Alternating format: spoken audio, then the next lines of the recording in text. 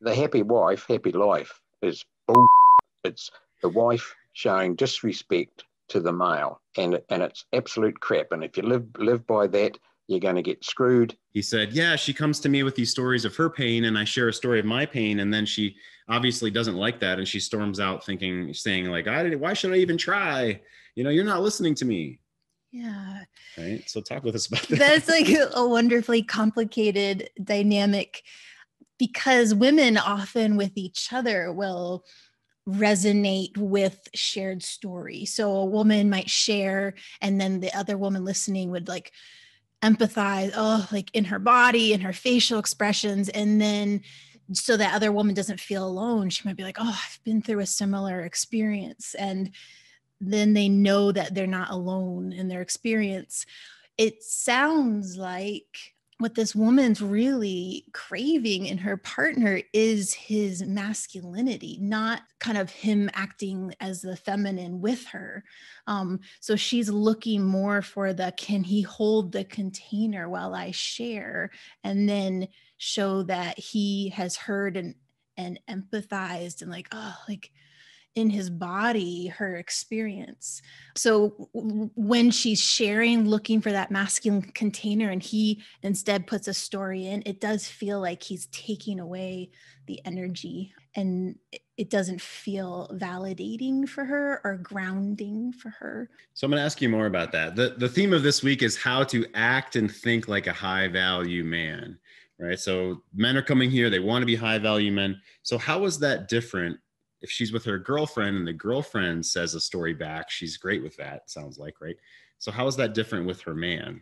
Why does it feel like he's stealing energy from her in that instance? It's so a woman with another woman is looking for camaraderie and that she's part of a tribe. With her man, she's looking more for that protector energy, that riverbanks to her flow, to know that there's something powerful there that she can let down her guard to and see mirroring back that things are going to be okay. It's yet another example of how, your woman's not your therapist. She's not your best friend, and you're not her, don't try to be her girlfriend accidentally. Don't be her girlfriend.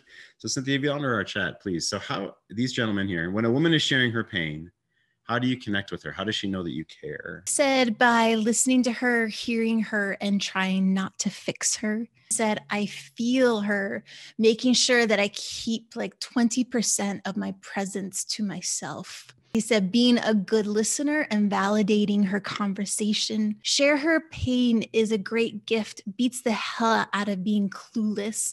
The best way to show you care is to listen and shut the fuck up. Suss out as much as you can, like, please tell me more, and how does that make you feel?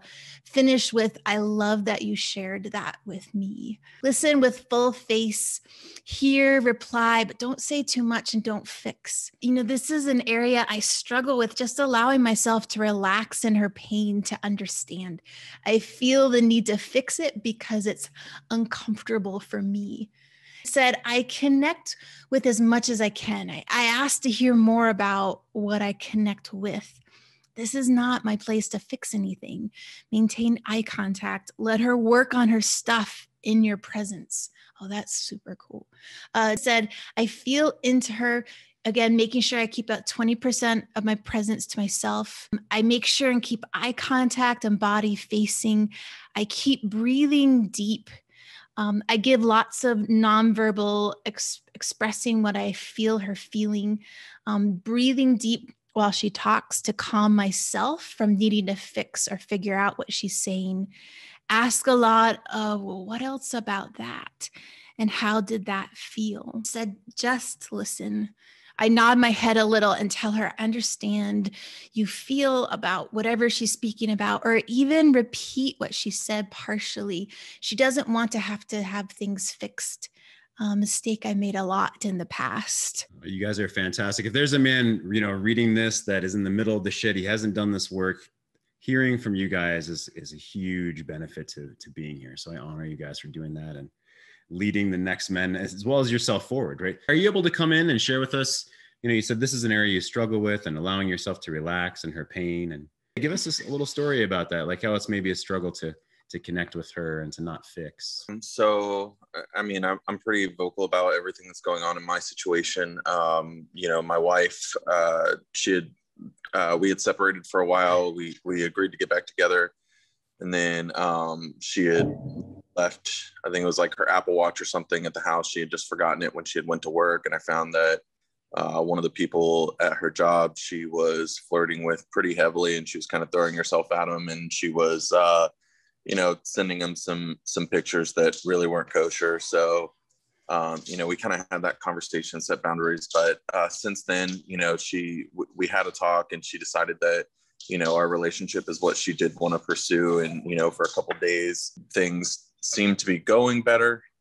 You know, but I know since then I've been trying to work on myself, and I set the premise of letting her know, hey, I know there's areas in my own self that kind of made the relationship go in the way it did. And I want to work on those, and I need patience, but I also need, you know, a little bit of guidance. So if I do mess up, I need you to be able to tell me openly and honestly, and know that there's not going to be any reprisal. I'm not going to get upset because you open that to me. But I know one of the areas is 100%, when she shares things with me, a lot of times she's very good about masking all of her emotions except for anger. She cannot mask her anger and her frustration. And so when she tells me something, a lot of times I feel that anger and resentment, you know, even if it's not directed at me, I feel it in the way she talks, and I want to correct it. I want to make sure that she's not feeling that pain, and I want to make sure she's not,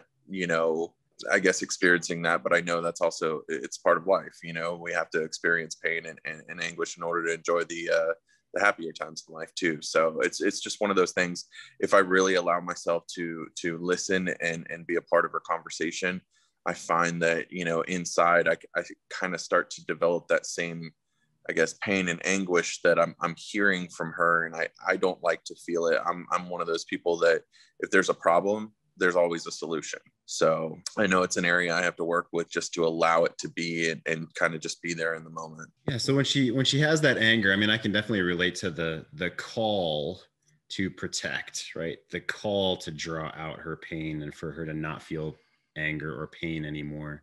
You know, what's your philosophy on that now? So you kind of gave us a quick update there, right? What's your philosophy on that now about when she's feeling pain or anger? What do you believe about that spot? Honestly, like, I think that just shut the fuck up. You know, I think that's really important. I've decided that, you know, when she does tell me something, and she's even asked me a couple times, why aren't you saying anything? And, you know, I kind of just respond. I want to take it in and really, really think about what it is that you're telling me. And I know it's a work in progress, so I'm not expecting to see immediate, you know, kind of return on that change. But, you know, I'm hoping that it's doing what I need it to. Yeah. They're just shutting the fuck up. I mean, you know, this generation and the last generation, we've learned to be a lot more emotional, a lot more, you know, expressive, let's say, and the pendulum's kind of swung over to us maybe talking too much. Yeah, I mean, I beautifully share things from the past. So prior to when Cynthia and I met, right, I split up with my ex about a year before Cynthia and I met and got together. And one of my son's mom's parting words was, "Take my professional advice and shut the fuck up." That's what she said. That's what she said. I mean, and I've made a living off of talking in my words for a long, long time. And so that was like, you know, how can I gut him as much as possible? But also there's some truth to that, right? There's some truth to, well, the hummingbird man, as Steve Forsman would say, right? Like, oh, if I could just talk my way through this, because whether it's in career or in school, or I heard the other day, I was watching an interview with Harville Hendrix and Helen Hunt, his wife, right? Harville Hendrix. And, she mentioned that we've been rewarded for our entire lives. Our first words, our parents encourage us to talk, and we're encouraged to talk in school and do book reports. At work, we're encouraged to talk and talk our way through things. With other men, you know, we can talk and connect. But in our intimate personal relationships, overly talking really hurts us. And we haven't been rewarded much at all in our lives for listening. And that's what she wants. So Harville Hendrix and his wife, said that usually the key is being present and empathizing and making the other person feel completely heard. And then, like you guys said, ask her what else and what else. And that in and of itself does the job of helping her and you both feel safe in the relationship, that there actually is no need to fix anything. The actual practice of presence and listening and helping them feel safe, not being judged, no shitty facial expressions, no mean words back, so they feel safe, is the whole point of that expression. You know, you're not even reacting. It doesn't seem like you're even listening to me. You don't even care, do you? Right?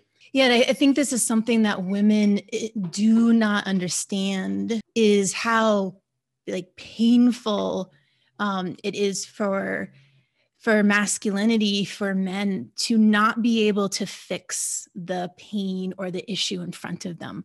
I don't think the feminine has that same urge. And so it's almost like pulling back the curtain a little bit on what the honor of men is like to offer. Like it is painful to hear you in pain, because I want to fix this for you so badly. Yeah, the pain of hearing her, you know, express that's something. I actually used that with my son this morning. He shared with me that sometimes he's talking about purpose and a job and, hey, I need to have everything figured out. You know, it feels like as a 17-year-old growing into a young man, being a young man, like you need to have everything figured out. He's had a lot of trouble in public school, meaning he was not a fit for public school, which is cool, but there's a lot of feelings of, you know, being lost as a man, right? 17-year-old man or 40-year-old man, whatever. I think we've all experienced that. So being there and hearing him and resonating with him was the first step. Well, what I want to draw for you now is, so the middle sphere, the sphere in the center, is what we want, right? Or at the very least, what we think we want in relationship. And the cube outside of that is sometimes what's actually happening in the relationship. Okay. So here's my beautiful art again, guys. All right. So the sphere in the center is what we want for a relationship. And the cube is often, so anything within the very center point out to the edges of the cube are what might actually be happening in the relationship. So she's having pain, or she's angry with us, or she's disappointed in us. And so we're outside of the sphere in the center. And our ability as a man to empathize and dance with skillfully and with emotional control, and based on our philosophy in life, what we believe about relationship and how we should be as a grounded man in the relationship, a stalwart leader, without collapsing on ourselves, really gets called into play when we're in the area between the sphere and the cube. Okay. When everything's like in the middle of the sphere, it's easy. Like there's men that maybe they're now dating again. They found a great woman to have fun with once every weekend or a couple of weekends a month. And it's like, it's so great. And it's honeymoon phase, and they found someone that they can have fun with, and that's cool, and life is like all in that sphere. And so it's pretty great. I mean, it feels amazing. Of course we want that. That's fantastic. So the real challenges come though, when things are outside the sphere, inside of that cube there. Right. And I call that surfing the wave. You have to surf the waves in your relationship. Now, you don't feel me. Are you not even reacting to me? So when you're in that spot of surfing the wave, that doesn't mean that you're just a statue. It doesn't mean you don't move, right? We're here to integrate both structure and flow, masculine and feminine, right? The conscious masculine and the emotional feminine within all of us. We're here to integrate those things. So if we're just trying to be a statue, or we're frozen because we don't know how to ride that wave, surf that wave, what's that feel like to a woman? If we're in this area of the cube outside of the sphere in my drawing here, and maybe we're not as skilled, let's say, and so we're there, we're trying to listen, but to her, it's just like nothing is happening. What does that feel like for a woman? Yeah, well, I wanted to honor, did say, too much empathizing can be dangerous as well. And I really appreciate his comment there. And the statue feeling, it's like feeling like there's plexiglass here. And as like the feminine's like, I'm wanting to like this energy to go somewhere, or I'm wanting there to be some impact, some recognition that I'm being felt that, again, it's almost like that I'm not alone in this, and the solidness and the unmoving to her feels like you are impenetrable, and I know that's important to masculinity and to the feminine, that can feel like he's all warrior, he's all like shield.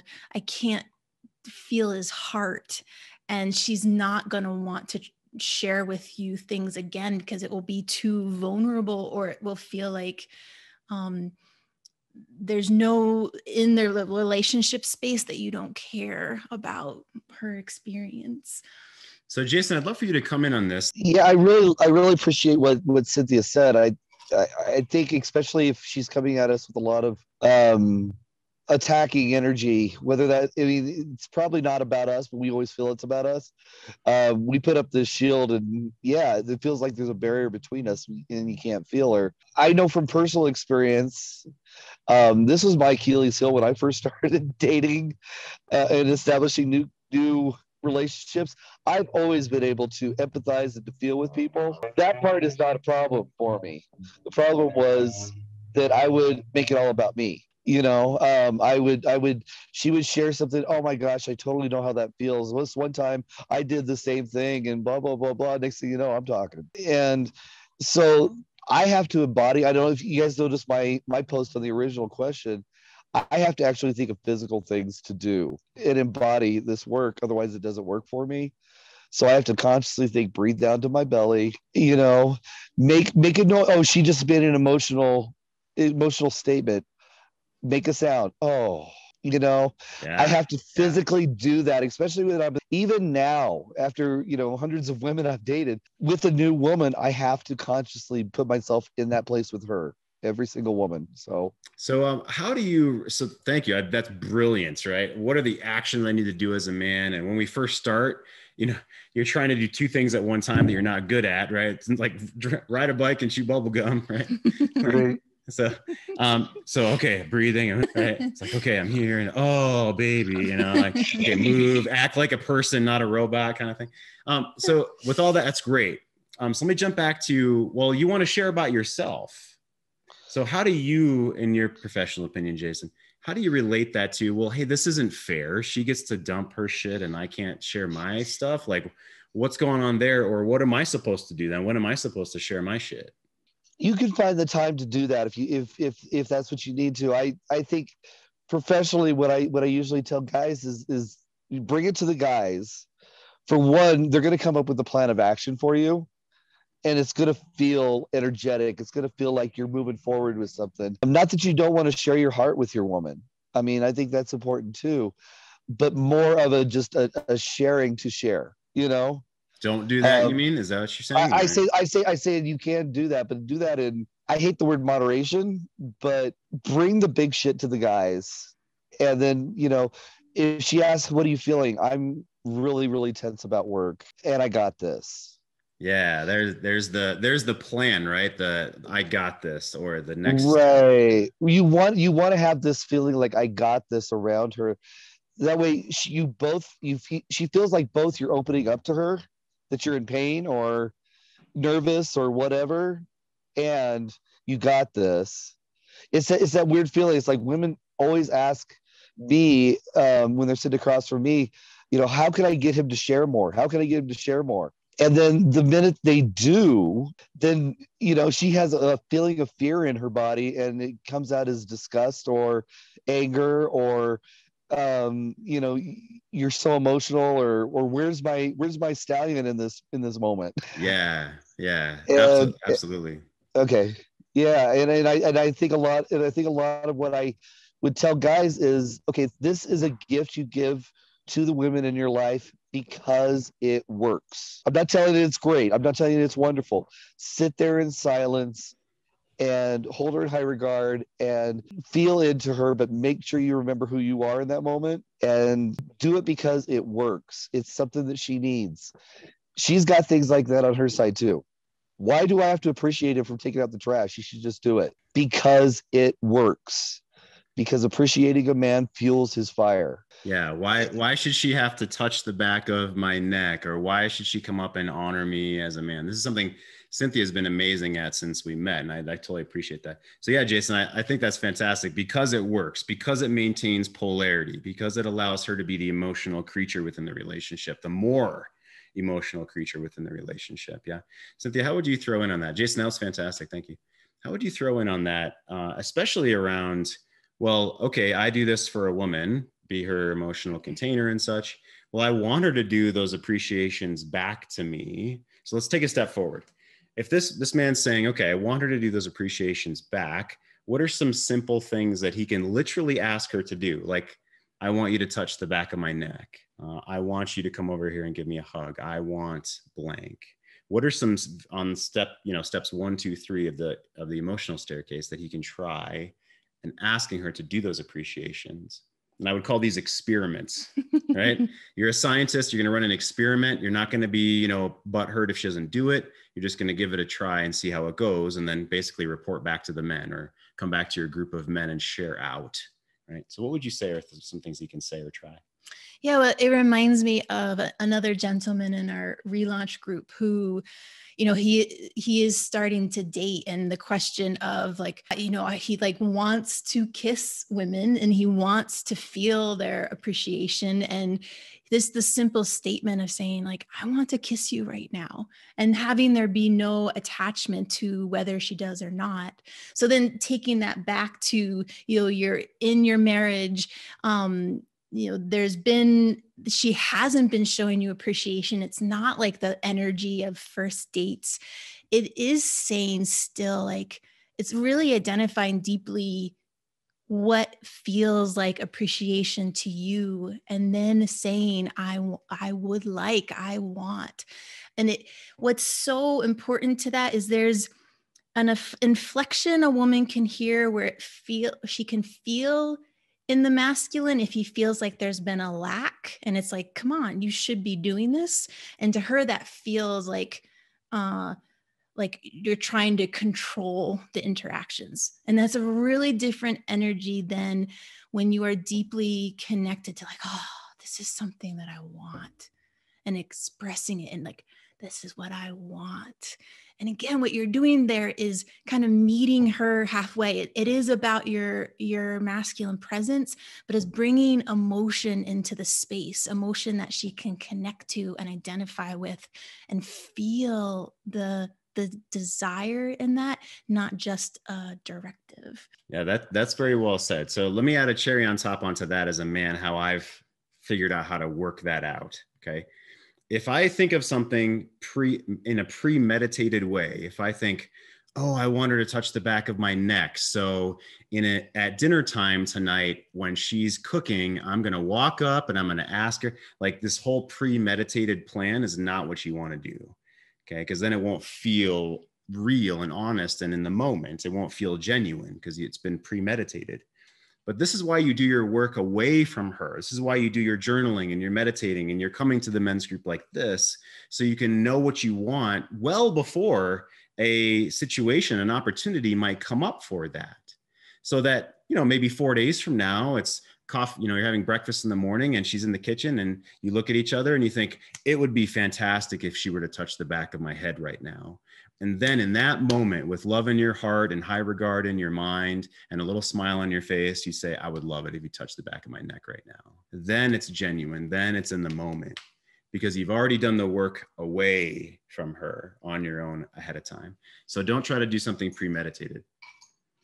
All right, let's take a step forward. So a man last night in the relaunch group was saying, well, yeah, that's all nice, but what if she's violating boundaries? What if she's going too far?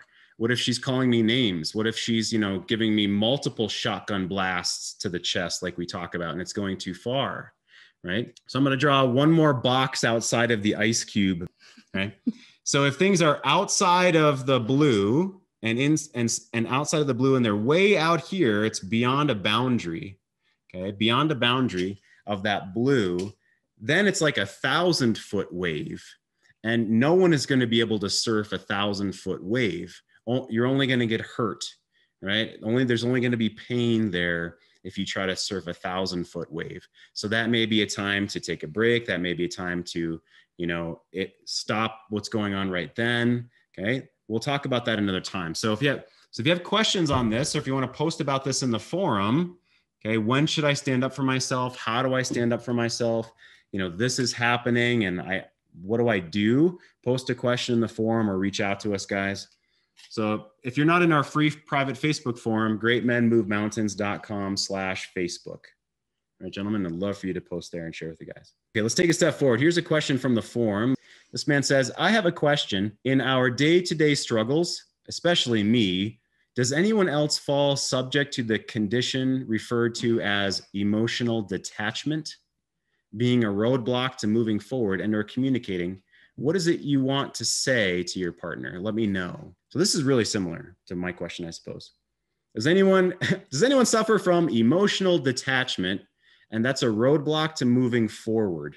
Has anyone experienced that before? If you've been in this work for a while, I'd love for you to jump in and chime like, yeah, this is where I was. I think actually being emotionally detached can be a plus, because when she's firing the bullets and the shotgun blast, she's operating out of anger. Behind anger is fear. And instead of seeing the anger, if you see the fear, it gives you a different relative position to what you do. So you just listen. Sure, I agree with you. I suppose we could call that, depending on what word we think emotional detachment means, right? But so in a healthy way, be emotionally detached or under control. I agree with you. Yeah, I was going to clarify that. It depends on what you mean by emotionally detached. I've noticed in myself, if I'm trying to maybe work really hard on not giving an F about her emotions, then I can start to withdraw, and then that turns into almost kind of a broodiness where I'm just kind of brooding around the house and I'm not very pleasant to be around. So I can end up veering off course in that way. And I'm trying to be stoic, but forgetting to be also just a delightful guy to be around. It's so easy to veer off into this, nobody's gonna make me happy type of thing. Yeah, absolutely. Cynthia found that incredibly cute. So you can do that brooding anytime that I should practice. I don't know if I can, you do it better than I do. Yeah. So has there been a bit of an antidote to that, or how do you remind yourself to not get into that brooding mode? Just recognizing the broodiness was trying to manipulate her. At the end of the day, that's really what it was. It was trying to get her to pay more attention. I mean, I wasn't getting what I wanted, so I'm going to be broody. And now she's going to be like, oh, sweetie, what's wrong with you? That type of thing. And so, now I'm getting the attention I want. But obviously that might work in the short term, but not the long term. That's brilliant. Very, very well said. Realizing, wow, this is actually a manipulation that I'm unintentionally doing maybe, but that's what it is. Yeah. Very well said, Bruce. Yeah. Fantastic. Thanks. Yeah. All right, let's go ahead and step forward. So I want to put this question out there, and maybe this is a rhetorical question for now, but has anyone been puppeted by someone else and it been wrong all along the way? Maybe you've been puppeted by culture or your blind spots or the unspoken expectations, if you will, of the happy wife, happy life. The happy wife, happy life is bullshit. It's the wife showing disrespect to the male, and it's absolute crap. And if you live by that, you're going to get screwed, and the marriage is going to go. Because sounds like got some energy behind this, right? So happy wife, happy life is our philosophy. That's the philosophy that right? And how she acts is then going to be in response to us. So, I mean, I would put it, I'm just going to say what we can own, right? So what can we own about the happy life philosophy? Well, it's happy spouse, happy house. Okay. Yeah, right. I haven't heard that one. If you view it in that way, the happy wife, happy life means you're putting your happiness and your life on her feelings. And ultimately, she doesn't know what she wants anyway. And it's emotion in the moment. And if you react to the emotion in the moment instead of leading, you're on a slippery slope to oblivion style of thing. And I just actually get frustrated when anybody says that, and I challenge everybody now. Happy wife, happy life. Well, is that all you feel about your marriage? It's going down the tubes, buddy. Or to the couple, it's going down the tubes. Look at yourselves. And it's interesting, the reactions. Yeah, I hear you. I hear you. We're all here to learn a different way. Thank you, buddy. I appreciate it. Yeah, so that's one of the things I noticed, and I noticed it's not just in my marriage. It's also all of my long-term relationships throughout my life, I've kind of allowed the conditioning to kind of take place, because when I'm single, I have a mindset that, you know, at the end of the day, of course, I want the girl that I'm courting or dating or whatever, you know, I want her to be happy. But at the end of the day, I also, you know, I don't know, it's less important to me. And then I found that, you know, once I actually develop those feelings, it becomes increasingly important. And women tend to, I guess, go with that conditioning. And they, you know, where before I would say, hey, I'm going out with the boys, you know, eventually after years, it turned into, hey, are you okay if I go out with the boys? You don't have anything planned, you know? So just that whole mentality changes, and it becomes, you know, kind of pandering. And I noticed that's definitely something my wife has responded to, because once I started setting those boundaries and started saying, hey, no, I said, I'm going to go do this, I'm going to go do this, and just do it. There's no other conversation that needs to be had. It's just, hey, this is what I said I was going to do, I'm going to go do it. Yeah. One thing you and I talked about, and we have on the show, is about the human animal and the human spirit, right? Another way to say that is a different dimension, if you will, of safety and attraction. And we tend to have a lot more attraction at the beginning naturally, but also a lot of men that come to this work, we're like badass dudes or badass men. And then when we do all these fun attraction things, and we give her a hard time, and, you know, we go kick ass with our boys, or you do jitsu like you do, right? And whatever it is you're doing, mountain biking or whatever, you're on fire, and you're still doing that in life. And we make that mistake in relationship, is to add more and more safety, more and more safety, more and more safety. And the scale balances completely the wrong way, right? And she loses attraction over time. And that's what we're learning to not do that. We want to have both. We want to have both safety and attraction, right? Safety and inspiration, not just one or the other, basically, right? So like Red Pill is really talking all about attraction, and not how to connect with her, how to make her feel safe and understood. That's Red Pill attraction. That's caveman. And here we're about integrating all of that. We're about the ninja level skills of integrating all of that. Thanks for jumping in. And if you're in the spot where, hell, I can't even do any of that, or I don't know how to do that, reach out to us, guys. We're here for you. Fantastic to see you, gentlemen. Cynthia, that was great. Thank you so much.